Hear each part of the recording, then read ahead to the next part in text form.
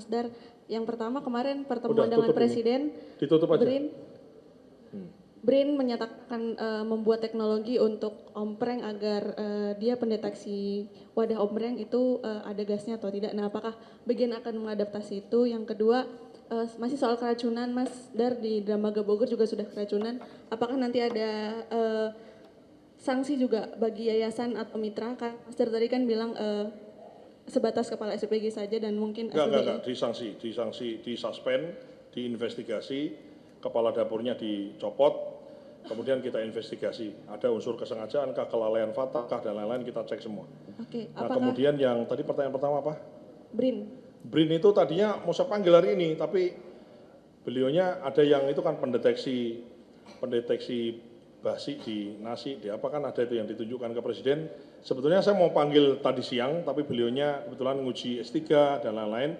Rencananya Senin apa Selasa kami minta untuk bisa dipaparkan kepada kami, karena kami butuh such of solution untuk bisa membuat keracunan itu nol, itu aja.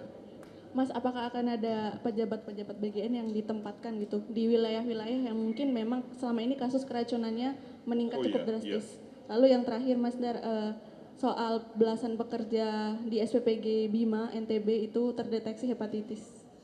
Bagaimana respons dari BGN? Itu saja, terima kasih. Baik, saya telah mengeluarkan SK, surat keputusan, jadi membagi habis eselon 1 dan eselon 2 dan di bawahnya itu kemudian berkantor di daerah-daerah. Karena dapur tidak semuanya ada dapur itu kan nggak ada di gedung ini, dapur itu ada di daerah-daerah. Jadi kami telah membagi eselon 1, eselon 2 dan di bawahnya membagi habis provinsi dan membagi habis kabupaten. Jadi dia punya tugas pokok, misalnya sebagai kepala biro humas misalnya, itu tugas pokok dia, tapi dia punya namanya wilayah penanggung jawaban. Jadi biasanya eselon 2 itu di kabupaten, kalau tidak salah hitungannya satu eselon 2 mengampu 8 kabupaten gitu.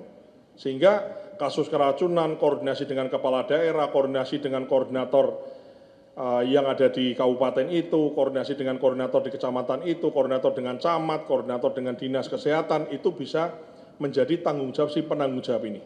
Jadi ada tugas pokoknya sebagai Karohumas misalnya, tapi dia juga mengampu 8 kabupaten yang menjadi tanggung jawab dia.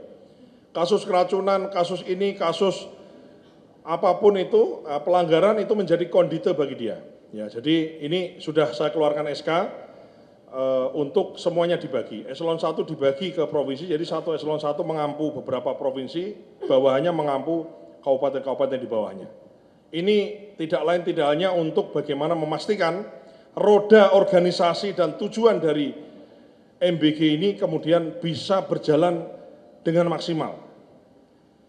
Dan kami telah memberikan kebijakan, barang siapa masuk Jakarta lapor kepada kepala badan. Jadi izin dulu, karena memang tugasnya lebih banyak diampu di daerah di mana dia bertanggung jawab.